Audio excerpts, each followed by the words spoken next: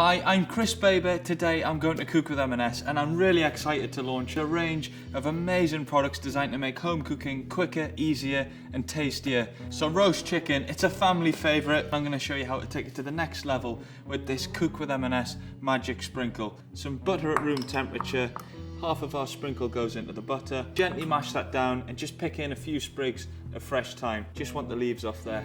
That's going to add an instant flavour boost to our M&S Select Farms Oakham chicken. Gently stuffing that flavoured butter under there, and I'm going to rub the rest over the top. But our Cook with M&S magic sprinkle is going to do all the hard work for you and infuse it with some amazing herbs and spices and give it a real flavour boost.